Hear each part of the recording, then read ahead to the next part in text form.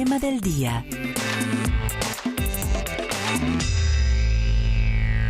Doctor Félix Martínez, director de la Administradora de los Recursos del Sistema General de Seguridad Social en Salud. Largo el tema, pero lo conocemos como ADRES en el país. Bienvenido a Colombia Hoy Radio de nuevo. Doctor Félix, ¿cómo va todo? Muy bien, muchas gracias. Bueno, punto esencial de la reforma a la salud, primero de 4 debates aprobado ya. El fundamental, el manejo de los recursos por parte de la ADRES para acabar con esa intermediación y con que la plata se quede guardada en bancos y no llegue a los hospitales. ¿Se mantiene firme este eje axial de la reforma? Y por supuesto, la administración pública de los recursos públicos es una de las líneas rojas del gobierno, como expresó el señor presidente, en la reforma a la salud. De tal modo que va a ser el ADRES el pagador único a todos los hospitales y clínicas del país. Ya es el recaudador único hace más de un año. Todas las cotizaciones y todos los recursos de la salud se juntan en el ADRES y es el ADRES ya el que distribuye todos los recursos de la salud. Por supuesto, la diferencia fundamental es que hoy la mayoría de los recursos se transfieren a las EPS para que ellos los manejen y a partir de la reforma las EPS se deben convertir en gestoras de salud eh, que ayudarán al manejo de los pacientes en la red hospitalaria de clínicas y hospitales, pero no serán los pagadores, auditarán las cuentas y pedirán al ADRES el pago respectivo de las cuentas, de modo que el ADRES será el pagador único. Señor Félix, bueno, ADRES, pagador único, usted no lo acaba de decir. ¿Y cómo estamos para operar? ¿Cómo estamos en capacidad operativa? ¿Estamos listos para que ese sistema se desenvuelva de manera oportuna?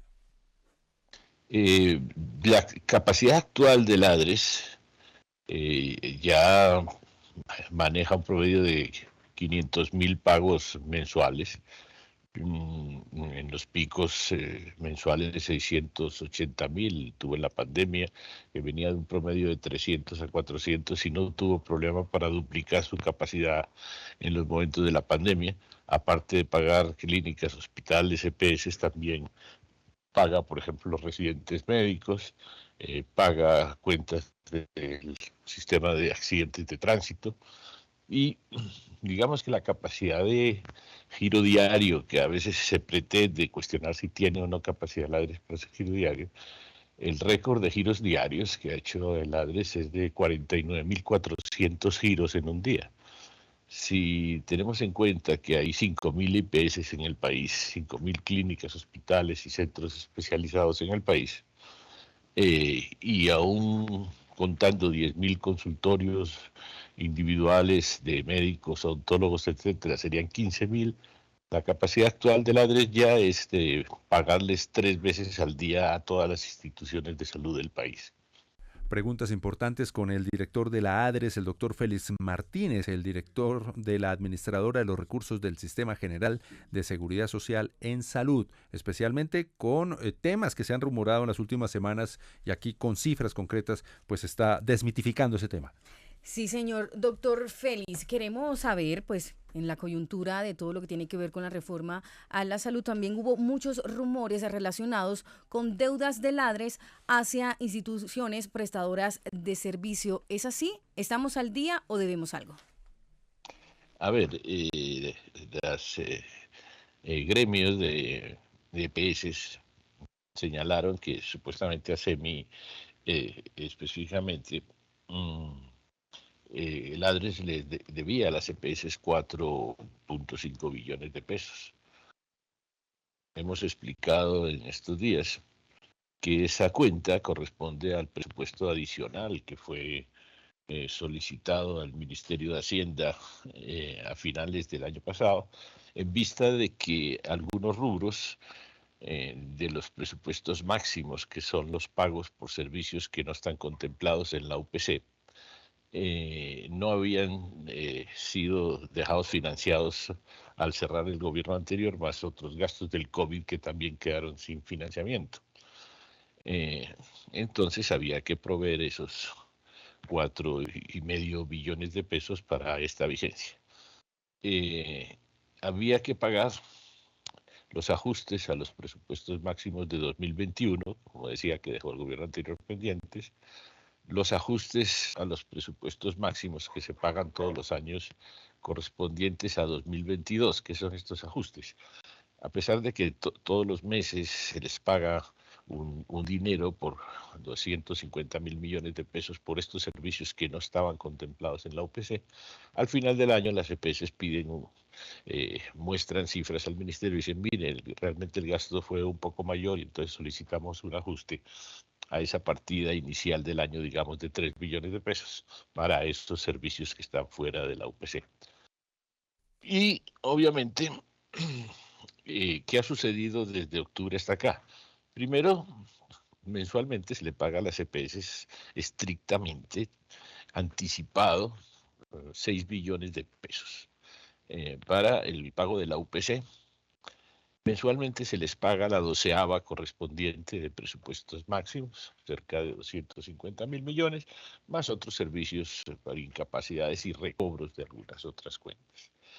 En este momento estamos perfectamente al día en los pagos con las CPS. Se pagó ya el ajuste de 2021 con recursos disponibles, a pesar de que todavía no ha salido el presupuesto adicional del Congreso de la República, pero dependemos de la adición, de la aprobación estos días de la adición presupuestal del Congreso de la República para pagar los otros 810.000 millones de pesos correspondientes al ajuste a los pagos de 2022. Y lo otro que queda por pagar es la 12ava de julio a diciembre, pero obviamente esa no se ha causado, se ha pagado de enero a junio. Normalmente, digamos que el único punto pendiente son los 800.000 millones que están en la partida del presupuesto adicional en el Congreso de la República. Obviamente el ADRES no puede deber ni puede pagar si no hay un presupuesto del Ministerio de Hacienda y una resolución del Ministerio de Salud ordenando ese pago, reconociendo ese pago adicional. Entonces no son ningún 3 ni 4 billones de pesos, son 800.000 millones de pesos. La única partida que en este momento, si apenas aprueba el Congreso de la República los recursos y Hacienda nos dé la partida correspondiente, el Ministerio haga la resolución, el ADRES pagará. Y es la única deuda con respecto a las EPS. Bien, doctor Félix Martínez, el director de la Administradora de Recursos del Sistema General de Seguridad Social en Salud, ADRES, gracias por estar en nosotros y dar esa claridad con esas cifras concretas Goza de de la buena labor. salud la ADRES. ¿Cómo? Pues está Y eso- lista y eso- para y eso avanzar en la reforma. No, por cuestiones de tiempo, no hablamos creo que pasó el examen con la auditoría fiscal de la Contraloría Exactamente. recientemente y allí se chuleó también una auditoría anual, eso es anual y esta vez pues no fue la excepción, la ADRES pues creo que ha pasado el examen de auditoría de la Contraloría, doctor Martínez, ¿no? Y somos vigilados por las instituciones de gobierno. Efectivamente, la auditoría financiera de la Contraloría es un grupo de trabajo que vigila los movimientos financieros del ADRES, que son bien grandes, 80 y tantos billones de pesos al año, y hemos pasado nuevamente la evaluación de la Contraloría General de la República con un par de observaciones mínimas, pequeñas, que están en contestación, en corrección. Pero es una demostración de que el ADRES se maneja con toda transparencia. En este momento, además, vamos a abrir la entrega mensual del extracto a todas las clínicas y hospitales en las cuentas que manejan directamente del SOAT. De modo que este banco va a ser transparente con todas las clínicas y hospitales. No va a haber uno de los propósitos fundamentales del trabajo del ADRES es la transparencia. Todas las cifras que se manejen en el sector deben ser públicas, deben ser transparentes y de modo que los colombianos, los estudiosos, las universidades sepan exactamente y los hospitales sepan cuál es su cuenta en cada momento con el ADRES. Pero quisiera ir a un punto final que es muy importante. ¿Por qué se ha hablado de que el ADRES no tiene capacidad? Resulta que en la primera versión del proyecto de ley de reforma se planteaba que el ADRES recibiera y auditara todas las cuentas de todos los hospitales del país. Eso suponía como yo contesté honradamente, que la ADRES tenía que hacer una reestructuración para abrir oficinas regionales y oficinas en todos los departamentos del país. Doctor Félix, para redondear. Sí, para redondear, quisiera decir que los intentos de demeritar la capacidad de la ADRES se refieren a un pronunciamiento en la primera etapa del proyecto en la cual el ADRES tenía que asumir la recepción y auditoría de la totalidad de las cuentas de los hospitales del país. La versión actual del proyecto de ley aprobada en primera vuelta en la Comisión Séptima deja esta función a las gestoras y el ADRES solo hará una auditoría aleatoria sobre ese trabajo y sobre esa auditoría de las gestoras. De modo que para lo que ya nos dejó el proyecto de ley en esta segunda vuelta hay capacidad de sobra. Recibir todas las cuentas en cada departamento sí implicaba una adecuación de unos meses, pero eso ya no tiene vigencia, sin embargo se sigue repitiendo pues, en el intento de desmeritar la capacidad de la ADRES para pagar y que la reforma funcione. El ministro 45.000 pagos ha hecho el ADRES en un solo día, 45.000 pagos, o sea que lo que dice el doctor Félix es totalmente... cierto, o sea, aquí se ha tratado... Habla de la capacidad de la ADRES, ¿no? Inclusive en un día. Es capaz en menos de 3 días hacer todas las operaciones que se necesitan. O sea que está más que suficientemente capacitada para poder lograr hacer todo lo que viene haciendo y lo que pueda hacer, además porque ya no va a tener que auditarlos, la auditoría va a seguir en manos de las gestoras de las gestoras, ¿no es cierto? Y entonces, por tal razón, pues ya lo único que hará en este caso el ADRES es hacer unas auditorías que denominamos recurrentes y que pues se harán en los casos que sean necesarios. O sea que hoy el doctor Félix ha podido demostrar a plenitud con todo su trabajo y su esfuerzo las grandes capacidades que tiene el ADRES en su cabeza. En segundos, gracias doctor Félix, el ministro de Salud aquí en Colombia Radio, Guillermo Alfonso Jaramillo, con el tema de la reforma. Éxitos, doctor Félix, gracias. La entrevista. 7 de la mañana, 14 minutos, saludamos al ministro de nuevo de Salud, Guillermo Alfonso Jaramillo. Estamos hablando del tema de la reforma a la salud, entrevistamos al director de la ADRES y como lo confirma el ministro, el mismo doctor Félix, pues demuestra una capacidad tremenda. Utilizamos nuestro término tremenda de pago, 45.000 pagos diarios, 500.000 al mes para hacer, incluso nos hablaba de que hasta hacen 3 giros diarios a veces con ese tema, a las entidades, a las instituciones prestadoras de servicios de salud. Cubrir 3 veces los pagos que hacen las EPS actualmente, Ministro, en un solo día. Bienvenido. Un gusto estar aquí con ustedes. Gracias por estar ahora aquí en forma presencial, el ministro de Salud. Vamos a conversar estos minutos con el ministro sobre la marcha de la reforma a la salud, ya aprobada en primero de 4 debates en el Congreso de la República, esperando la plenaria de la Cámara de Representantes. ¿De hoy a mañana? ¿Tal vez, ministro? Hoy tenemos plenaria y pues esperamos que podamos lograr quórum y al mismo tiempo comenzar a adelantar el trabajo en plenaria. Ese es el interés de hoy. El interés de hoy para sacar adelante esta reforma capital del gobierno del cambio. Hablemos de la reforma, ministro, de los puntos esenciales. Los colombianos pueden estar tranquilos porque esta reforma va a llegar a los sitios donde no hay salud en Colombia.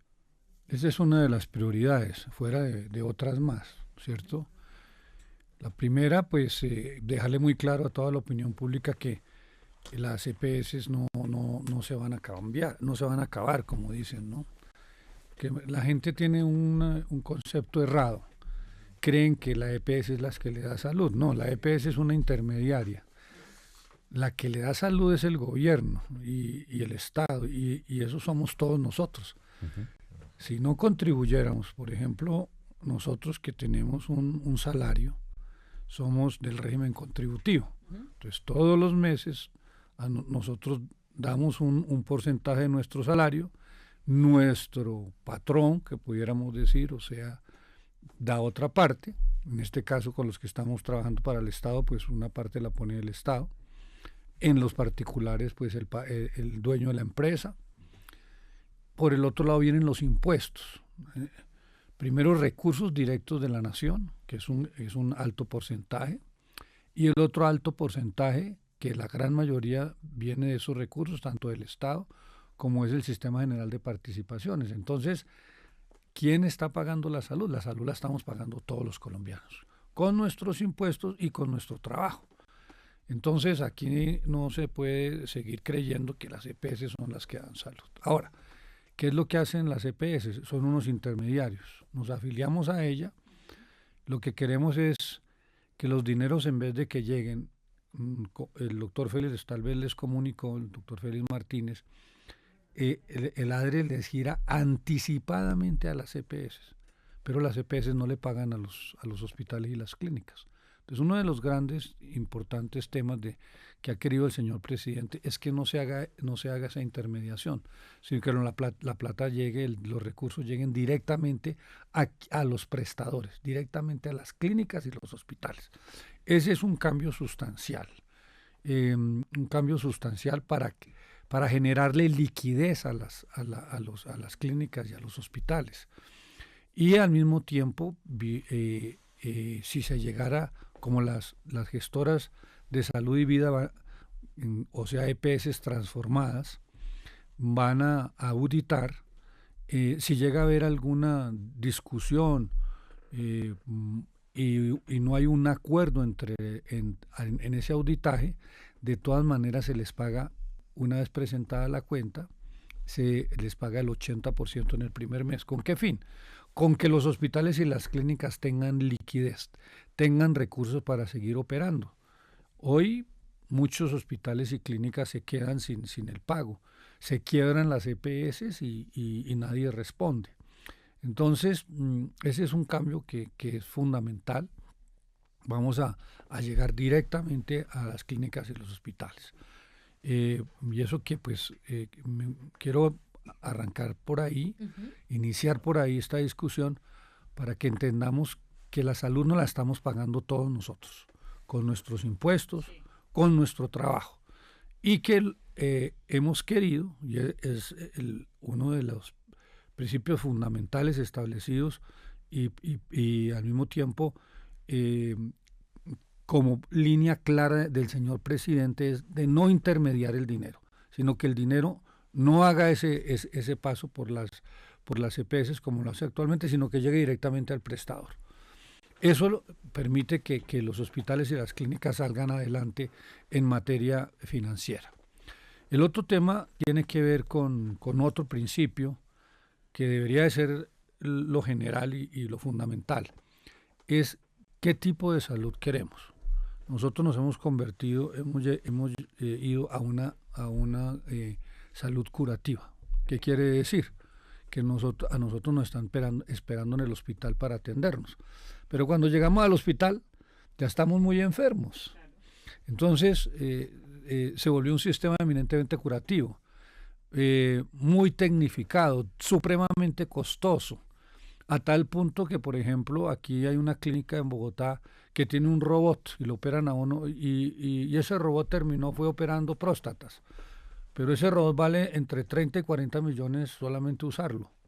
Entonces ya, hemos tecnificado tanto y hemos llegado a un nivel tan alto que hemos abandonado otros campos que son fundamentales. Entonces, ¿qué es la prevención, la promoción y la atención primaria? Y ahí es donde estamos fallando, porque mientras aquí tenemos en Bogotá equipos y tecnología y profesionales de la mejor calidad mundial, en La Guajira se nos mueren los niños de hambre, de enfermedades gastrointestinales, de enfermedades respiratorias, las madres no están bien alimentadas, ¿no es cierto? No hay agua potable, y todo eso es salud. La salud no es tener un médico o una enfermera o un excelente hospital. Entonces, eso es lo que el presidente Gustavo Petro quiere cambiarnos. O sea, queremos ir a la prevención. Yo voy a dar un ejemplo. Yo estoy afiliado a Sanitas hace muchos años. Tengo prepagada. A mí nunca, óigase bien, nunca, pero nunca me ha llamado mi EPS a decirme que me tengo que hacer un antígeno prostático. Y resulta que nosotros los hombres nos estamos muriendo con cáncer de próstata. Es ahora uno de los cánceres de mayor incidencia en los hombres. Hombres mayores de 45 años, todos los años debería su EPS hacerles un antígeno prostático. Eso tiene un bajo costo, un poquito de sangre, y le hacen a uno, si uno tiene aumentado el antígeno, entonces uno entra al control con el urólogo. No lo hacen. Cada año se le debe hacer una citología de cuello cervical a todas las mujeres que tengan ya, hayan tenido maternidad o tengan actividad sexual.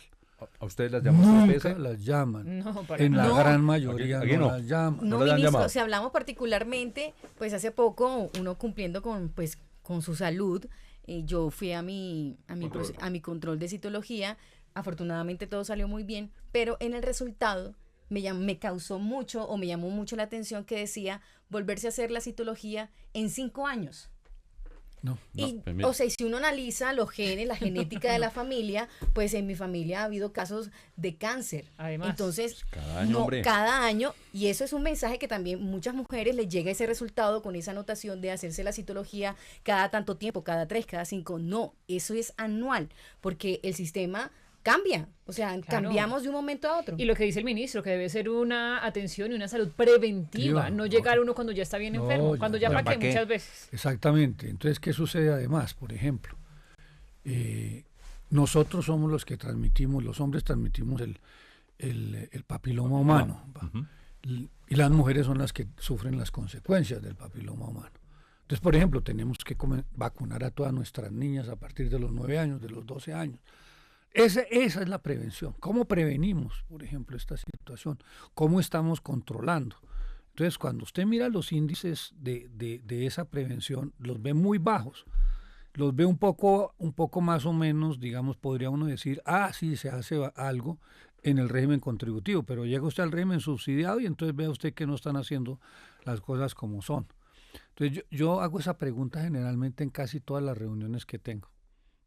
Y siempre obtengo la misma respuesta, es de que a la gran mayoría de las mujeres no les han hecho la citología, no les han hecho la mamografía, no estamos previniendo. Tenemos un problema gástrico y entonces nos es una gastritis y entonces nos formulan omeprazol. Y de pronto, después de 5 años de estar sufriendo, comenzamos ya a tener trastornos, no podemos deglutir adecuadamente, no podemos tragar, sentimos que nos cuesta trabajo pasar la comida, comenzamos a perder peso, entonces ahí sí el médico lo manda uno a la gastroscopia, el gastroenterólogo le hace la gastroscopia y le dice, ¿usted por qué llegó tan tarde? Pero hace 5 años me están tratando, y después entonces deciden operarlo y entonces hacen algo que llaman Abraham cierren, que es abrir, cerrar, y que ya está invadido, entonces ya no hay nada que hacer, ¿cierto? Ay, Dios. Y eso fue algo supremamente, eso le pasó Mire, suena- al suegro de una secretaria de infraestructura que yo tuve en la alcaldía de Ibagué. Exactamente lo que le estoy relatando. 5 años en esa situación, cuando comenzó a perder peso y no podía tragar, el suegro de mi secretaria de infraestructura, entonces le hicieron una gastroscopia, encontraron un cáncer avanzado, después le hicieron una cirugía que no fue sino abrirlo y cerrarlo porque ya estaba invadido, y ahí terminó O sea todo. que Cuando 5 a años veces- antes le hubieran hecho la a veces el gastroscopia, Debo decirlo, hubieran solucionado a mi el problema. padrino le pasó. Tal Tu cual. padrino le pasó. O Con sea que base. a veces el concepto, ministro, ni siquiera es de una salud Humanizada. curativa, porque a veces ni siquiera se puede curar. No, ya. es que ya no se puede curar. Sí, total. porque pues estamos Pero intentando... gastamos Claro. gastamos en una cirugía, gastamos en todo eso. Claro, y gastamos cada mes, que así como usted lo explicaba, pues nosotros somos los que pagamos la salud. Nadie nos paga, o sea, hay una relación entre nuestro empleado y empleador, pero pero quien termina pagando de su sueldo, Claro, somos de nosotros. su ganancia, somos todos los colombianos y colombianas. Y ese es un ejemplo muy claro. Al señor presidente de la República le hicieron una gastroscopia y le encontraron un cáncer in situ. Se lo cauterizaron, ya se volvió a revisar y está curado. Inclusive hubo un dilema acá diciendo que es que eso no había existido, etcétera. Que no había Ah, pasado, sí, sí, que era sí. cuento. Porque Era es mentira. que Sí, con el titular. siempre tratan de... se han tratado siempre de empañar la vida y la honra del señor presidente cotidianamente. Entonces, pero yo pongo esos casos porque es que esos casos son lo que nosotros queremos hacer, es lo que el presidente quiere hacer. Ahora, nosotros estamos en un sistema, el modelo es eminentemente un modelo de mercado.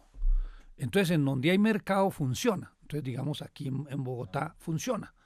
pero no funciona en los barrios, no funciona en las zonas rurales. Entonces uno ha visto cómo, por ejemplo, yo les puedo decir algo. Yo nací en un pueblo que se llama el Líbano Tolima, en la cordillera central, cerca del Nevado del Ruiz. Y en los años 80 nosotros teníamos promotoras y puestos de salud abiertos. Las promotoras atendían partos si había necesidad. Si alguien se hería, tenía una herida, le suturaban la herida, ponían inyecciones, etcétera. Era muy resolutivo. Las enfermeras eran muy preparadas y capaces. Esos puestos de salud están cerrados, ¿cierto? Abandonamos la zona rural, abandonamos los campos. Tenemos cerca de mil municipios de sexta categoría. Sus hospitales o están en muy malas condiciones o están cerrados. Entonces, allá es donde el presidente quiere llegar. Por ejemplo, hace unas 3 semanas estuvimos en el Remanso, en Puerto Inírida. Sí, señor, lo Y allá tiene un puesto de salud, pero no van los médicos. No llegan los médicos, tienen un equipo de odontología, pero no llega el odontólogo, ¿no es cierto? No llega la nutricionista para medir los niños y mirar a ver todo. En el Remanso, doctor, nosotros acompañamos con nuestro trabajo del equipo de comunicaciones desde acá ese viaje. Y allá estuvimos 3-4 días antes que fuera el evento del Plan Nacional de Desarrollo, la sanción. Allá hay un auxiliar de enfermería y se tiene que defender. Lo vimos, o sea, le estoy diciendo. No tiene, es más, no tiene ni siquiera medicamentos. No vi en el detalle, pero fui paciente del puesto de salud por alguna cosa durante nuestra estadía allá. Y se tiene que defender con 2 o 3, ¿cómo se llama? De acetaminofén, sellos, tabletas de acetaminofén. Lo vimos, ¿sí? Exacto. Y por ahí tenía 2 o 3 cajas de salbutamol que se las mandan, no sé por qué, ella misma no sabía, le mandan. Salbutamol es para asma. Sí, para los niños pero así, o sea, le mandan ahí 3 cajas llenas de salbutamol sin hacer un previo análisis de qué tanta necesidad hay dentro de la población. Un auxiliar de enfermería sin medicina para atender en la comunidad. Exactamente. Y sin presencia, que por lo menos debería una población como esa que debe tener, no solamente en el casco, o sea, en el poblado que hay cerca de 100 casas, debe tener aproximadamente unos 500 habitantes y seguramente la zona de influencia debe pasar de 1000 habitantes, debería de tener por lo menos una visita mensual del médico, del odontólogo, ¿no? Pero no llegan. Entonces no llegan porque resulta que el hospital no tiene recursos para poderlo hacer. Entonces viene algo que era casi prohibido en el mercado, que era el subsidio a la oferta. ¿Qué quiere decir? Esos hospitales, como el de Inírida, va a tener presupuesto para que pueda tener esos médicos que vayan a esa zona, presupuesto y pago de esos médicos y enfermeras para que asistan y concurran a esos puestos de salud en donde pueden atender a la gente. Eso se llama la posibilidad de tener el subsidio a la oferta, que eso en el régimen que teníamos era casi como un pecado, porque era el subsidio pero a la demanda, o sea, viene la demanda y es suficientemente la demanda para poder tener funcionando.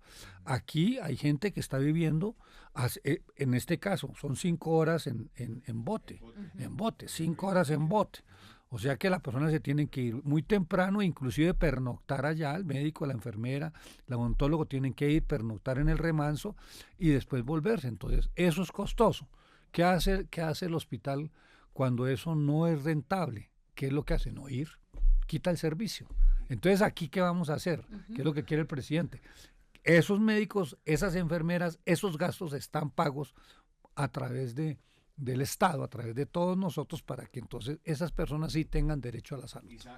¿Sabe, ministro, para que Zahira llegue con su pregunta, pero para continuar con su ejemplo del Remanso, y así seguramente miles en el país, a veces ni siquiera es un tema de infraestructura física. No, porque allá estaba ese es un muy buen puesto de salud. Estaba bonito, es un muy buen puesto de salud, moderno, incluso para sus temas de condición climática, su aire acondicionado, sus consultorios, muy buen puesto de salud ahí en el Remanso donde se sancionó el Plan Nacional de Desarrollo. Entonces, a veces ni siquiera se trata de construir una infraestructura física, sino ni siquiera a veces de dotarlas. Es sino que esa hay es la buena cómo pregunta, sostenerla. porque llegan y le dicen a Ajá. uno cuando el presidente dice vamos a construir 2.000 CAPS, 2.000 puestos de salud.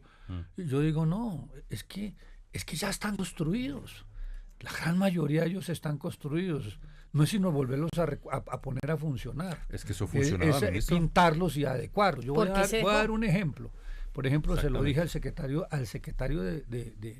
al doctor Gómez, y él estuvo de acuerdo. Yo estuve, antes de llegar al ministerio, yo estaba interesado en poder llegar a la alcaldía de Bogotá. O sea, hice un trabajo de candidato, ya 8 meses trabajando para lograr ser candidato a la alcaldía de Bogotá. Y recorrí todas las localidades, me reuní con las JALes, pero me quedó algo muy claro. Por ejemplo, en la JAL Barrios Unidos, 4 puestos de salud cerrados. 4 puestos de salud cerrados. Entonces, ahí están. Yo me puse de acuerdo con el doctor Gómez, y apenas tengamos unos recursos vamos a abrirlos. Y vamos a llevar al señor presidente a que recorra todos esos barrios nuevos en donde la gente va a tener cerca la ayuda y la colaboración. Entonces, la gran mayoría de la infraestructura ya está, no es sino recuperarla, darle una pintura, hacer algunos arreglos. Y ya vendrá una infraestructura nueva, pero la tenemos calculada en una inversión de 1.5 billones, que no es una suma exagerada para lo que estamos tratando de hacer, para que en unos 10 años tengamos recuperación de hospitales, de puestos de salud, de centros de salud. Entonces, se especula mucho. Yo creo que hay 2 cosas. La primera es que quienes están en contra de la reforma, porque que son fundamentalmente los intereses económicos, tengo que decirlo, los intereses económicos de quienes manejan el recurso,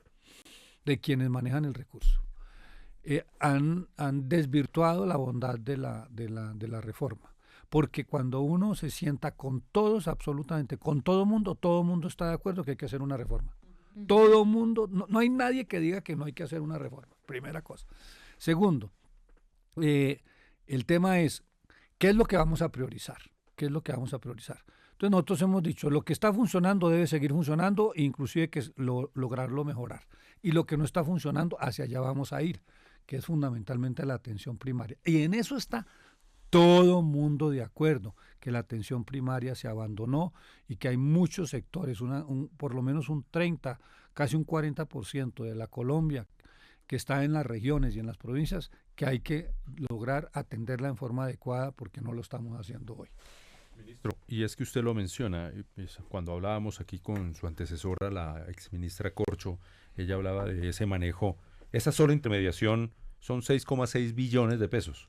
Y son 80 billones de pesos los que se manejan al año por parte de las intermediarias de la EPS. Es un problema netamente económico. Pero vea usted que nosotros le estamos proponiendo a ellos, el año entrante seguramente van a ser 93 billones de pesos. ¿Aumenta? Sí, por una sencilla razón. Es decir, la reforma que hizo el señor presidente le va a permitir a la salud tener más recursos. El sistema general de participación se va a doblar en menos de 5 años. O sea que hay un aumento muy importante de los recursos de salud. Y nosotros le vamos a mantener a ellos esos ingresos para que sigan ejerciendo la misma labor que vienen haciendo ahora.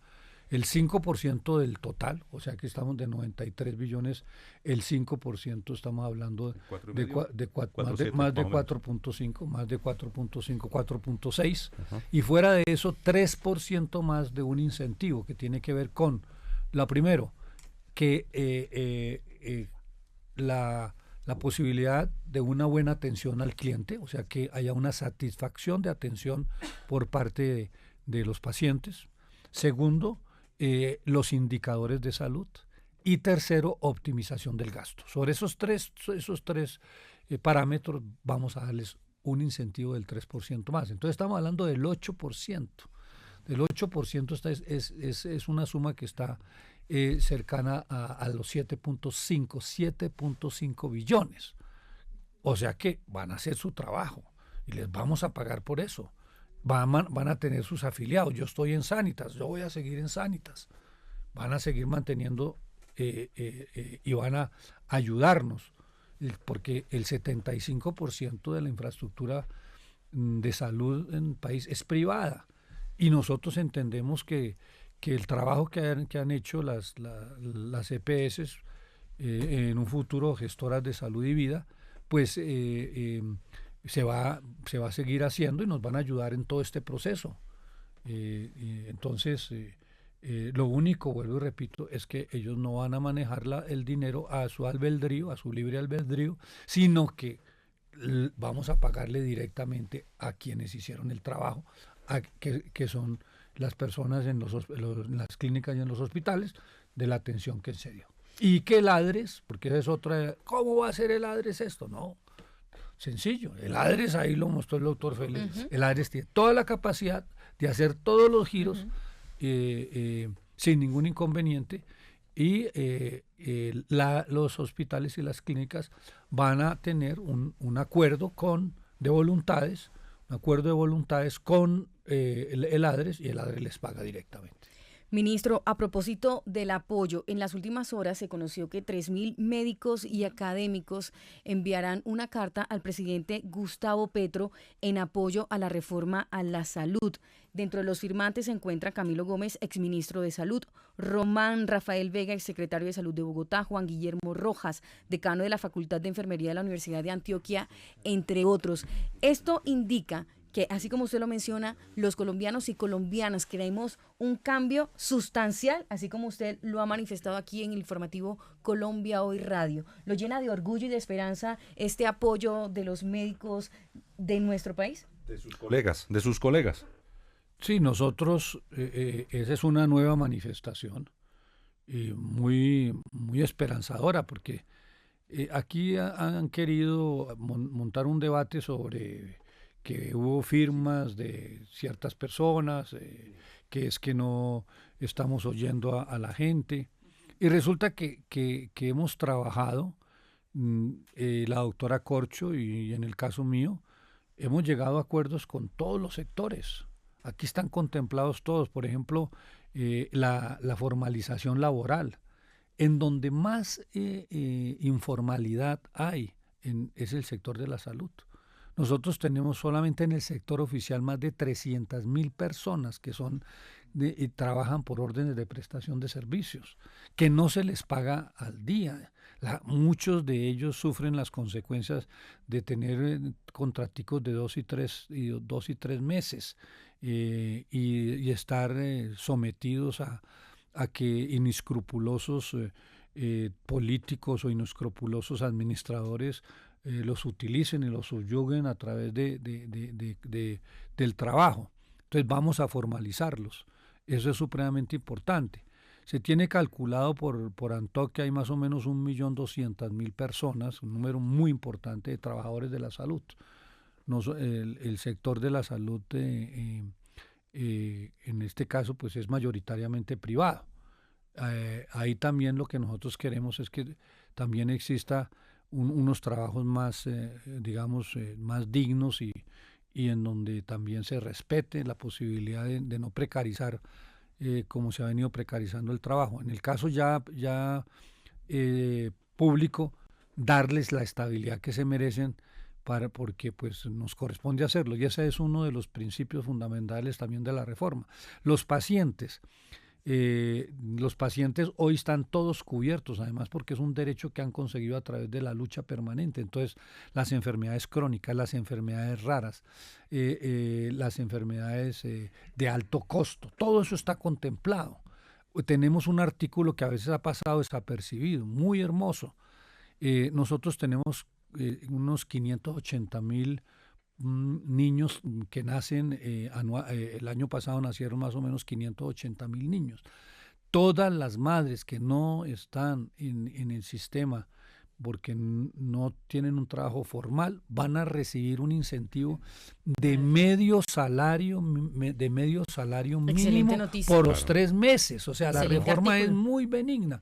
O sea, que todas las madres que no tienen, las madres que no tienen una seguridad van a recibir por parte de esta reforma medio salario mínimo durante sus 3 meses de maternidad o de paternidad. Entonces, ahí también hay un esfuerzo muy grande. Esto puede costar fácilmente unos 800.000 millones de pesos. Ese es el único costo adicional, claro, en la reforma, pero es indudablemente apoyar a las madres, porque necesitamos madres que puedan sustentar a sus hijos, especialmente durante esos 3 meses que son fundamentales para la crianza de nuestros niños y nuestras niñas. Ministro, sé que ya usted debe irse, entendemos y sabemos de sus ocupaciones, pero muy breve, porque estamos hablando de lo que deberíamos hablar en la reforma a la salud, y es de mejorar las condiciones para los y las colombianas,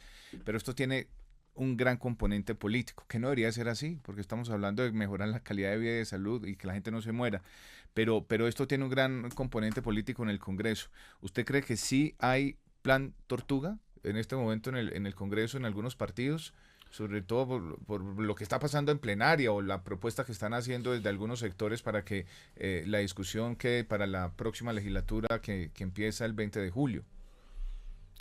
El Congreso es eminentemente político. O sea, el Congreso es y nosotros tenemos 3 poderes: el Ejecutivo, el Legislativo y el Judicial. Y el Legislativo, pues en este momento es entendible que nosotros teníamos un acuerdo nacional que desafortunadamente, por múltiples razones, el señor presidente consideró que no estaba funcionando. Optó por tomar una línea en la cual nos ha llamado a muchos de nosotros a participar en el gobierno. Eso ha generado, por supuesto, una crisis, pero estamos estabilizando eso y estamos seguros que con la capacidad que tiene el señor presidente y con la ayuda que nosotros podamos darle a él también, porque pues somos sus subalternos y sus colaboradores, aspiramos a recomponer toda esta situación y poder lograr sacar adelante las reformas que son fundamentales. Primero, porque el presidente de la República fue lo que le prometió al pueblo colombiano, y segundo, porque consideramos que son fundamentales para ir transformando, cambiando el país y lograr que haya mayor igualdad social, mayor equidad y posibilidades de sacar de la pobreza a cerca del 40% de los colombianos. Entonces, por eso se hace necesario y fundamental estos cambios que el señor presidente no solamente ha propuesto durante toda su carrera política, sino porque consideramos que son vitales para el progreso y el desarrollo de toda Colombia. ¿Usted cree que vamos a tener la reforma aprobada antes de acabar esta legislatura? Yo creo que ya estamos cortos de tiempo, pero podemos ir remediando paulatinamente todas estas situaciones. Habría que ver si hay extras también. Avanzar en las extras y posteriormente lograr también que rápidamente lo que quede faltando lo podamos hacer al inicio del mes de julio. Colombia Hoy Radio.